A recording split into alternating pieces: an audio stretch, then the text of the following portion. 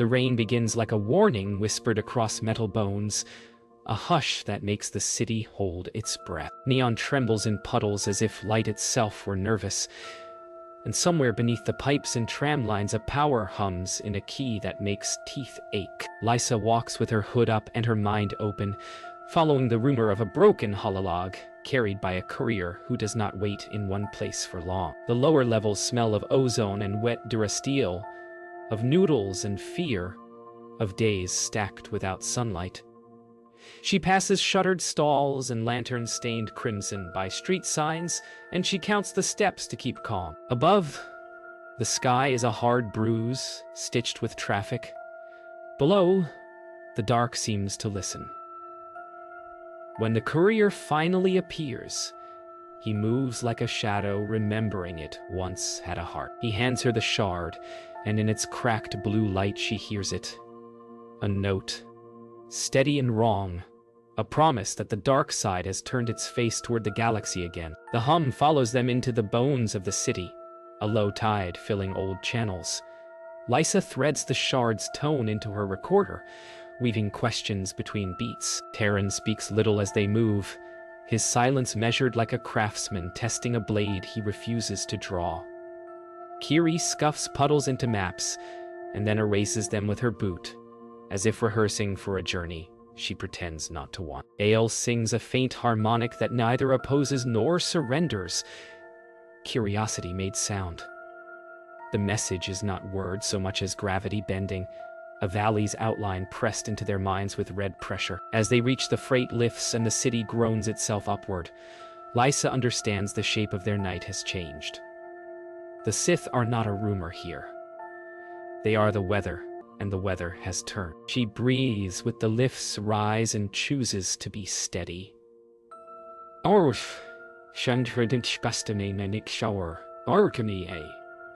They find a borrowed quiet in a noodle shop that never sleeps, where bowls steam like small planets over a stovetop sun. The proprietor leaves them alone, as if their table is a weather system best avoided. Lysa lays the shard at the center, and Terran arranges its fragments the way a gardener moves soil before seed.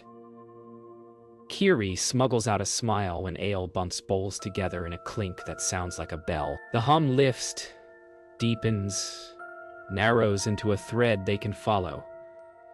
It carries a taste of copper and ash, dunes and dust, the shape of names worn smooth by wind. Lysa sketches the valley she sees behind her eyes while outside rain thins to a silk whisper. The city stops being a crowd and becomes a stage waiting for cue. Somewhere, a siren gives up. Somewhere, a sleeper turns and refuses a nightmare. The shard's tone holds the room like a held breath. When the message finally resolves, it does so not with clarity, but with a challenge. The coordinates burn through the static long enough to plant themselves in memory. The waveform presses like a steady hand against their ribs. Lysa feels the tug, a tide that wants to pull them to the valley whose name is written in wind. Tyrion closes his eyes and lets the pressure wash through, and what rises is not anger, but a deep, aching patience. Kiri flips her slate and plots a route that avoids attention. Every detour another lesson in survival.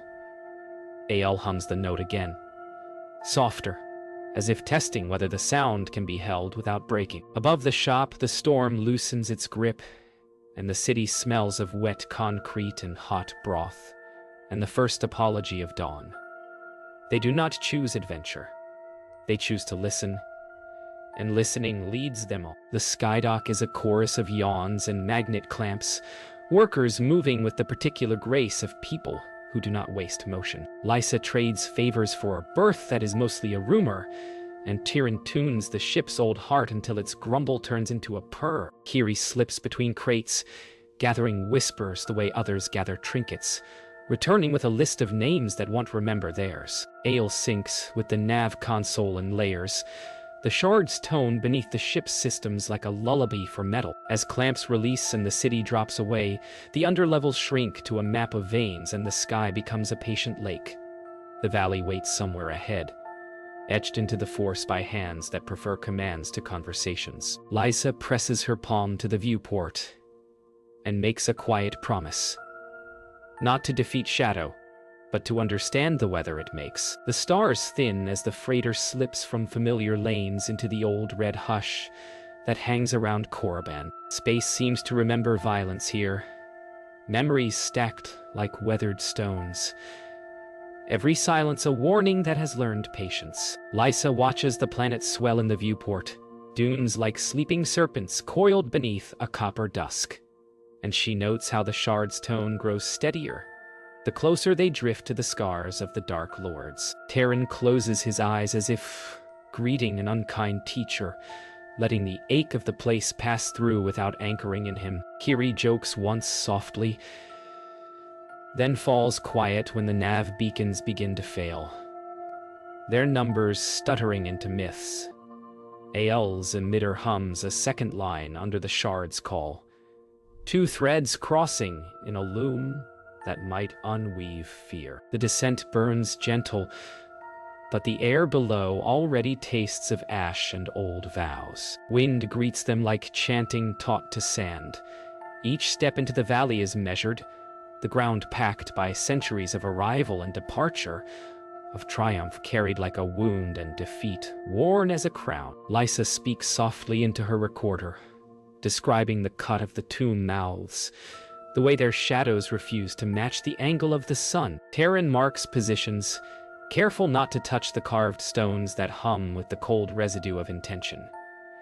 Kiri makes a game of mapping crosswinds until her slate shows patterns too deliberate to be weather. Ael samples frequencies from the gusts and finds a braid of tones braided again, an old song, twisted on purpose. Somewhere between dunes, a low thrum tightens the air, and the shard at Lysa's belt answers with the obedience of a tuning fork. The valley is awake, and whatever waits is not surprised to be found. Inside, the temperature falls into a listening hush, and their lights braid soft gold across walls chiseled with names that pretend to be eternal. The shard's tone narrows, becomes a wire stretched along the spine of the corridor, vibrating with secrets that never learn to die. Lysa keeps her voice steady, framing questions the way one frames a door, always ready to step back. Terran moves like a translator walking among half-remembered dialects, hand never drifting near where a saber would hang. Kiri learns the cadence of the place by echo, tossing stones to hear what answers. Ael chases harmonics that slip like fish through narrow chambers and return as faint lullabies, wrong notes smoothed by time. The air tastes of iron and old incense. They find scorch marks that do not spread but point, delicate arrows burned into stone, guiding them toward a chamber where the floor gleams like black glass. Vale does not ignite his weapon. He lets silence declare allegiance, and it works hard for him. Lysa feels the steep bend in the room when his attention finds them, a tilt that could send any heart sliding into fear if it wanted to. She remembers the lullaby the witches were said to sing here, long before empires learned to shout, a melody not to smother darkness, but to help it sleep. Terran breathes in and relearns the patience he chose on a world of fire.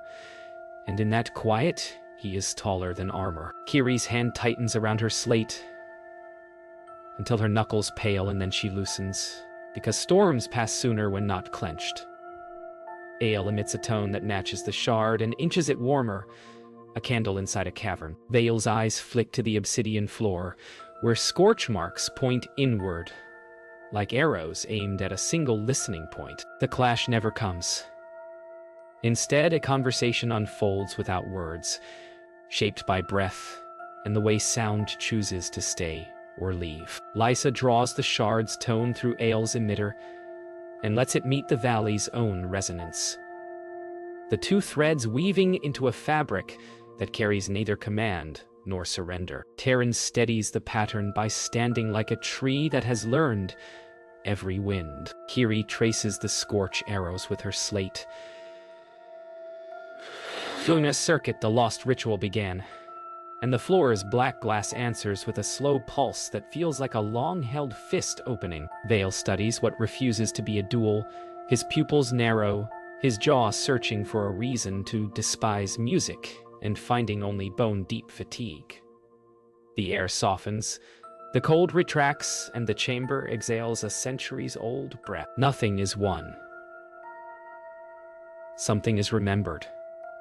When they step back into the wind, its chant is almost kind. Mustafar greets them with a breath that tastes of iron and ember, the planet's voice speaking in a patient rumble that sounds like memory learning to glow. The freighter settles above lava flats that move like red rivers beneath black crust, and the heat lifts through the hull in slow tides that ask what they have chosen. Lysa steadies the shard against the viewport and listens as the tone changes from valley hush to furnace hymn, a transformation that makes her think of ore waking to form. Terran closes his eyes and finds the old tremor waiting inside his ribs, the echo of battles that carved grooves where anger could run. He does not step into those channels. He breathes and lets the heat move through without catching. Kiri watches mining towers blink with worker lights that refuse the dark, yet refuse defiance, and Ale modulates a hum that threads between alarms. The planet does not hate. It remembers. They set down near a refinery that has learned to whisper. The gantries creak as if each bolt dreams of cooler worlds, and the workers who pass do so in pairs, speaking from the corners of their mouths, as if sound might attract attention that already knows their names. Lysa trades a spare filter for a path across the catwalk maze, while she watches how fear edits posture and pace. Terran lingers at the rail where slag becomes river again, finding how the glow steals shadows from his face until only bone honesty remains. Kiri gathers small truths from maintenance crews who pretend they have none to give, pocketing routes and shift changes, as if they were stones for a sling she will never use. Ale tests the shard's tone against the plant's alarms, and hears an undertone folded beneath, a directive that says hurry without saying where. The dark side organizes itself like industry. They follow a corridor that breathes heat in waves and opens to a platform suspended above a lake of moving fire. Here the hum of the shard aligns with a deeper pulse that belongs to rock in labor. Lysa speaks softly of thresholds and of doors that open from within, and her words seem to steady the air. Terran stands with feet planted and lets the old reels unspool, images of charges down narrow bridges, and the taste of ash that felt like triumph when he was young enough to misname it. He names it correctly now. Kiri flips her slate and draws a loop that connects cooling towers to vents, and then to an old ore chute where something was moved in secret. Ale widens the harmonic until the alarms quiet for 3 breaths, and in those breaths the platform becomes a chapel. When sound returns, it does so like a vow kept without anger. The trail pulls them toward a shuttered ore hangar where rails vanish into dark. The smell here is older, less about fuel and more about the stories heat tells when left alone. Lysa presses the shard to a rusted bulkhead and hears a harmonic bruise that feels like a memory of command. Terran steps into the shadow and finds the echo of anger, waiting like an invitation written on the air. And he refuses it by naming what he loves instead. He names quiet mornings, patient teachers, the weight of a tool used to mend. Kiri works a panel with a gentle touch that avoids alarms and listens for the click that means trust. Ale paces the doorway with a child's seriousness and adds a low note until the rust sounds almost like a bell. The rail lights wake one after another, a path spelled in embers that leads down where heat sleeps. They ride a cart along rails that sing soft under iron, the tunnel becoming a throat where old orders echo. At the end waits a chamber of cooling slabs and crates that should be empty, yet carry the hush of forbidden freight, recently gone. Lysa records the shape of absence and recognizes how grief shares its outlines. Terran kneels among heat-greased footprints and finds one set that stops where a worker fell to both knees, the rest continuing with the heavy rhythm of compulsion. He bows his head and lets the memory pass through without taking root.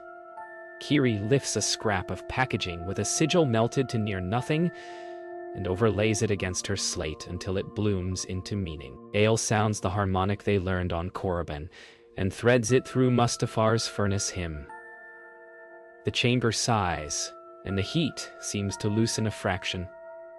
The dark side has hands here, but its grip is not the only song. Night arrives on Dathomir with a hush that moves like a tide through red leaves, and the air smells of iron-rich soil and damp bark, and a sweetness that hides teeth. Their freighter settles beneath a canopy webbed with veins of luminous spores, and the drums that begin are more like distant heartbeats than music. Each thump a hand pressed gently against the ribs of the forest. Lysa steps onto the loam and feels the shard's tones soften, its edges rounding as if the planet itself were smoothing stone in a river. Terran closes his eyes to greet the chorus that rises without words, the patience he has practiced unfurling like a calm banner in windless air.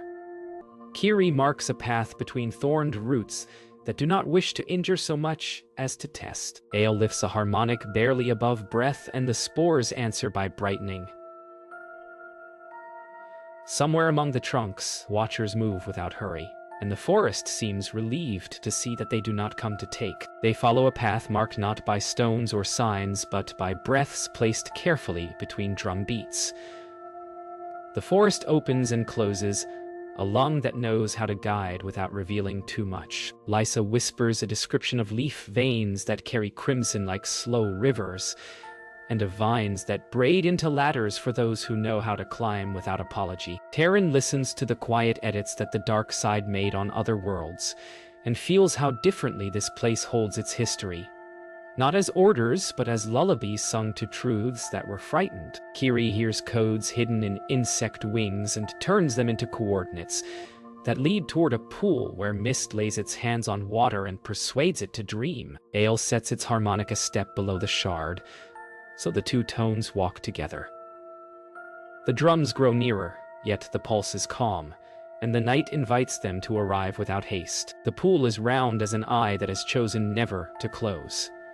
Mist strokes its surface into silk, and the drums settle to a patient heartbeat that seems to come from the water's dark center. Voices rise beyond the reeds, women singing in a scale that bends around the shard's tone and turns it softer, until it carries a tenderness that refuses to vanish even when wind lifts. Lysa kneels and sets the shard upon a flat stone, then lowers the volume until the note becomes a thread. Turin stands behind her with hands open, lending steadiness that has no edge. Kiri watches ripple patterns form brief constellations and copies them with a stylus that leaves pale lines on her slate. Ale answers the witches with a harmonic that does not mimic, only accompanies. The forest leans closer, and the pool answers with small bells of sound as drops fall from leaves.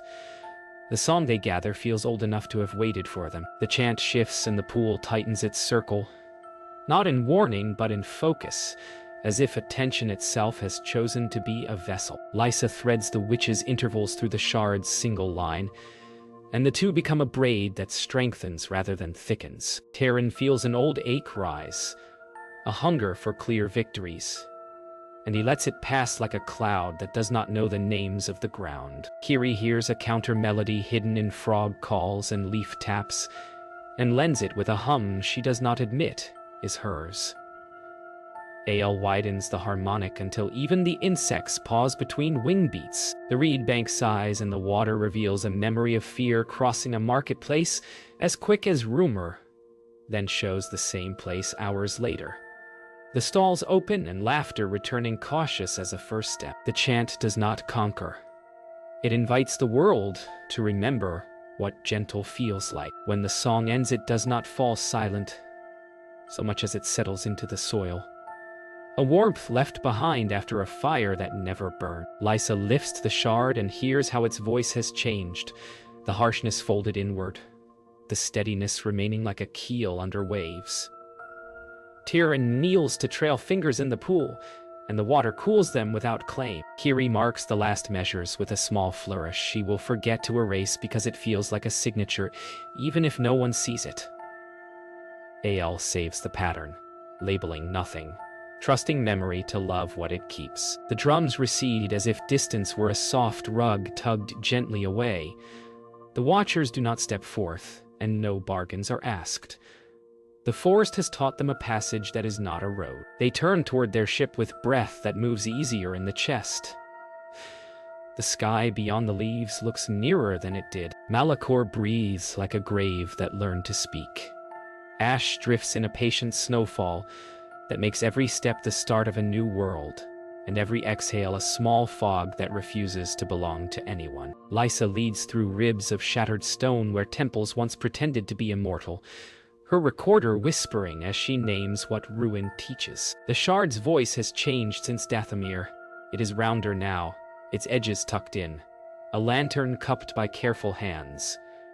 Tiren moves as if each column could remember him, and chooses to remember kindness instead. Kiri marks a path through collapsed galleries, where silent statues face inward, as though ashamed of how loud their past once was. Ael listens for the soft resonance hidden beneath the brittle quiet, and finds notes lodged like seeds in the cracks. The ground hums with old catastrophe, yet the air has room in it, and room is a kind of mercy. They enter a vault whose ceiling is a web of stress and stubbornness, light arriving in thin sheets through wounds in the stone. Here, the sound changes. The shard calls, and the room answers with fragments that do not belong to it alone. Brittle voices of holocrons shattered by old pride, half melodies that once promised power and delivered sleep that harmed. Lysa sets the shard among splinters and waits, patient as a librarian at closing bell. Tiren's silence steadies the angles, his breath a metronome that declines to count down to conflict. Kiri rearranges shards by instinct more than plan until lines begin to agree with each other, a grammar developing between cuts. Ael adds the Dathomir intervals under Korriban's wind, a thread of warmth through carbonized air. The room brightens, not with light but with permission, and the echoes soften as though the past is willing to be edited by gentler hands. The note they build is not a wall. It is a shore. It lets waves arrive and teaches them how to fade without stealing more than they bring. Lysa threads intervals with the care of someone sewing a torn sleeve on the night before a journey.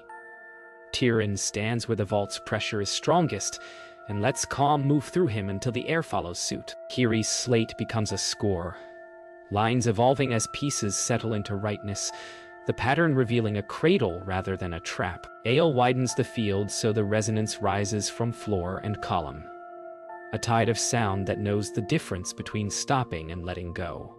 The dark side here does not lose. It loosens, like a fist remembering the palm it came from. The ash falls slower.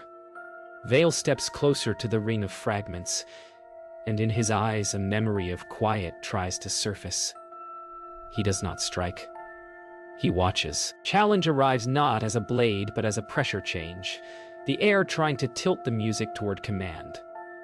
Lysa refuses the turn by lowering her voice until the room must lean closer to hear. Tiren anchors the line with the patience he once thought was weakness, and it proves stronger than any shout he has ever made. Kiri sees the score, trying to harden into orders, and scribbles a curve through it that returns it to a cradle. Ael dims until its hum is no louder than a remembered kindness. Vale circles the ring, pupils narrow against a clarity he did not expect to bruise. The vault trembles, a held cord asking to be broken for spectacle. They do not break it. They keep it. The sound becomes a promise to the ruin and to whatever listens through ruin. For a heartbeat, longer than fear allows, Malachor hears itself without armor and does not look away. When the resonance settles, it does so like a bird that has learned where to land. The fragments drift down and kiss the plinth with soft sounds that feel like apologies. Lysa closes the recorder, and the silence that follows is not empty. It is a room that trusts you to speak softly within it. Tiren exhale laughs without sound, the kind that says a storm has decided to pass on its own feet. Kiri adds a final notation, then pockets her slate as if tucking away a lullaby for later courage. Ale stores the pattern, and for a moment glows with a shy pride. Vale stands very still, pupil rings wide, a man who came to witness a duel and found a lesson he cannot yet hold. No surrender is spoken.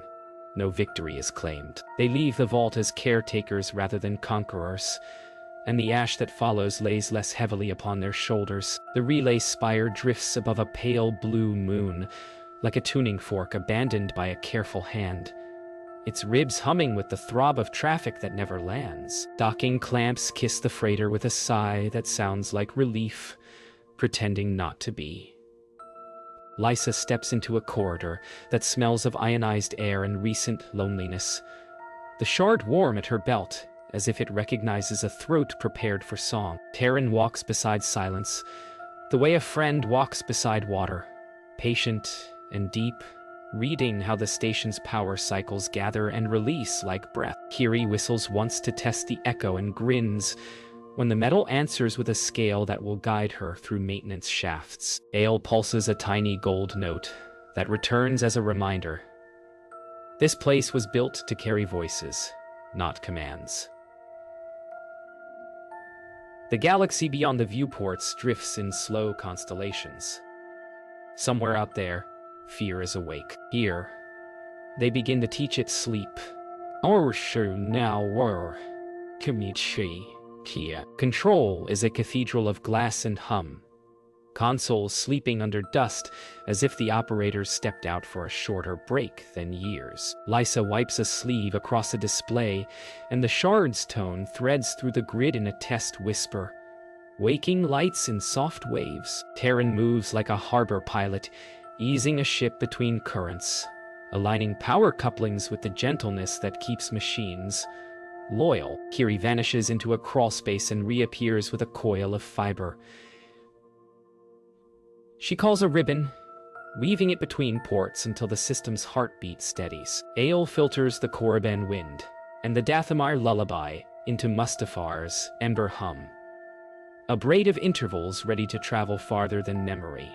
Alarms blink twice, then think better of it. Lysa lifts her recorder and feels the station lean in. Far off, a docking sensor notes an approach too quiet to be legal. The air changes key.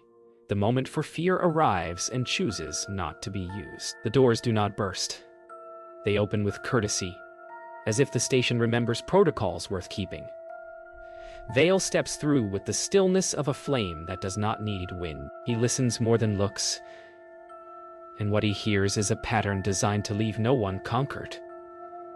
Lysa keeps the tone steady, lowering her voice so the room must choose to attend. Terran does not shift stance, though the air thickens like a promise of weather.